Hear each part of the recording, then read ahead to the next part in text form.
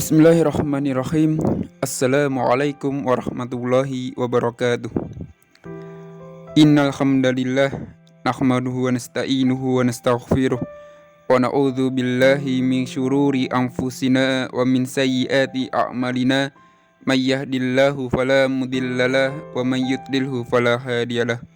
Asyhadu an la ilaha illallah wahdahu la syarikalah wa asyhadu anna Muhammadan abduhu wa rasuluh. Allahumma sholli ala Muhammad wa ala alihi wa ashabihi ajmain, amma ba'du. Kepada Imawan Imawati Ikatan Bacaan Muhammadiyah Kabupaten Sukoharjo, yang pertama, marilah kita panjatkan puja dan puji syukur kita atas kehadirat Allah Subhanahu wa Ta'ala yang telah memberikan kita banyak sekali kenikmatan, baik itu nikmat iman, Islam, dan ihsan, nikmat sehat dan nikmat sempat, sehingga kita masih dipertemukan Allah Subhanahu wa Ta'ala bulan Ramadan pada tahun ini. Dan insya Allah kita selalu diberikan Allah Subhanahu wa Ta'ala kesehatan. Dan yang kedua, salawat dan salam marilah kita sanjungkan kepada junjungan kita, kepada Nabi besar kita, Nabi akhir zaman. Beliau adalah Nabiullah Muhammad sallallahu alaihi wasallam, kepada keluarganya, para sahabat-sahabatnya, kepada para tabi'in, kepada para tabi'ut tabi'in, serta orang-orang yang senantiasa dalam melaksanakan sunnah-sunnah beliau, dan yang mana kita tunggu syafaatnya di yaumul akhir nanti. Di sini saya akan membedah ayat di Al-Quran, yaitu ayat 1-3 di dalam Quran surah Al-Asr. Sebelumnya saya bacakan dulu. Bismillahirrahmanirrahim. Wal as innal insana lafi khusr illal ladzina amanu wa amilus solihati wa tawasaw bil haqqi wa tawasaw bis sabr. Yang artinya, demi masa, sungguh manusia berada dalam kerugian, kecuali orang-orang yang beriman dan mengerjakan kebajikan, serta saling menasihati untuk kebenaran dan saling menasihati untuk kesabaran. Quran surah Al-Asr ayat 1-3. Allah Subhanahu wa Ta'ala memulai surah ini dengan sumpah. Setiap kali bersumpah, Allah Subhanahu wa Ta'ala selalu menyebut salah satu makhluknya. Hal itu disebabkan tidak ada selain Dia kecuali makhluknya. Pada ayat pertama, Allah Subhanahu wa Ta'ala bersumpah dengan menyebut masa. Masa berarti waktu yang dilalui, waktu yang dialami seseorang. Apabila Allah Subhanahu wa Ta'ala bersumpah dengan makhluknya, berarti suatu isyarat bagi Rasulullah Shallallahu alaihi wasallam dan orang yang beriman agar memperhatikan terhadap makhluk yang digunakan untuk bersumpah. Dengan demikian, maksud ayat pertama surah ini ialah agar Rasulullah Shallallahu alaihi wasallam dan orang-orang yang beriman lebih memperhatikan masalah waktu. Akhirnya, orang-orang yang beriman yang lebih memperhatikan masalah waktu dapat atau mampu memanfaatkan waktu dengan sebaik-baiknya untuk hal-hal yang terpuji sesuai ajaran agama Islam. Teman-teman, jika kita sadari atau tidak, waktu tidak akan berhenti walaupun sedetik, apalagi terulang. Malam hari ini bukanlah malam hari yang kemarin, dan bukanlah pula malam hari yang esok. Pekan ini bukan pekan kemarin, bukan pula pekan yang mendatang.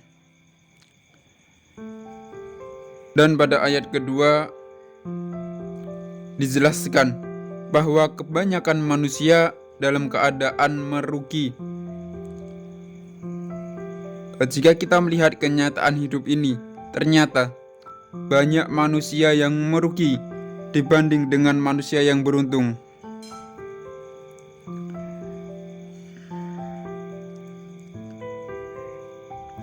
Kerugian apakah yang dialami manusia? Kerugian yang dialami manusia ialah bahwa kesempatan hidup di dunia tidak dapat digunakan sebaik-baiknya sesuai petunjuk agama Islam. Hari-hari yang dialami sering digunakan untuk menikmati keduniaan sesuai dengan keinginan hawa nafsunya. Mereka tidak mau memperhatikan petunjuk agama. Di dunia ini mungkin banyak orang yang tidak merasa rugi, tetapi di akhirat kelak kerugian pasti akan dirasakan. Dan pada ayat ketiga menjelaskan bagaimana cara yang harus dilakukan agar tidak termasuk orang yang rugi. Pada ayat ini ada 3 syarat agar tidak menjadi orang yang rugi. Yang pertama adalah beriman dan beramal soleh.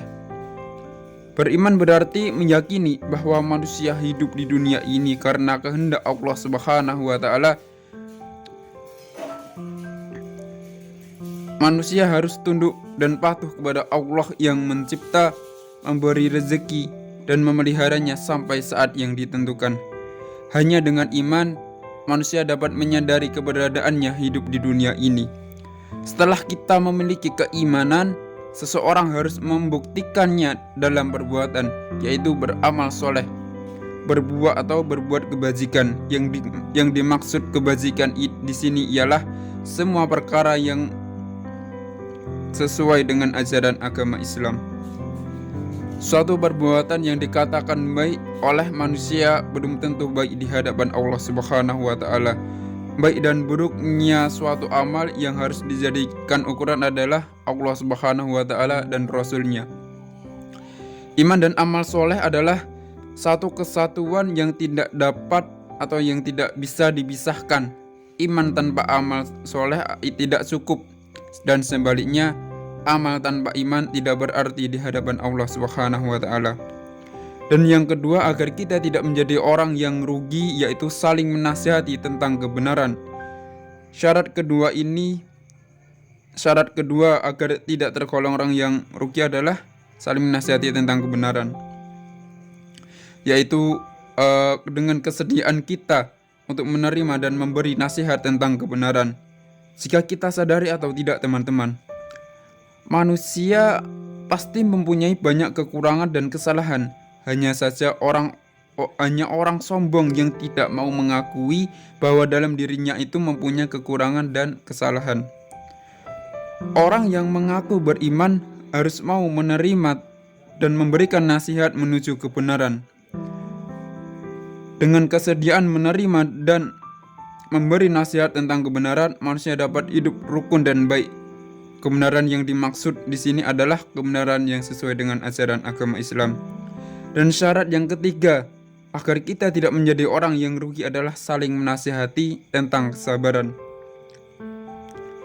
Teman-teman, sabar itu adalah perkara yang mudah diucapkan tetapi sulit untuk dilaksanakan. Tidak mudah bagi kita untuk dapat memiliki kesabaran. Kesabaran perlu dilatih dan dibiasakan dalam kehidupan sehari-hari. Manusia pasti menghadapi berbagai macam persoalan hidup yang dihadapi terkadang sulit untuk diselesaikan dengan kecerdasan akal pikiran semata-mata. Oleh sebab itu, sikap sabar mutlak diperlukan. Teman-teman, sabar itu ada 3 macam, dibagi menjadi 3 macam, yaitu sabar dalam ketaatan, sabar dalam musibah, dan sabar dari maksiat. Teman-teman, demikianlah pedahayat yang dapat saya sampaikan, yaitu tentang Quran Surah Al-Asr ayat 1-3, yaitu tentang masalah waktu.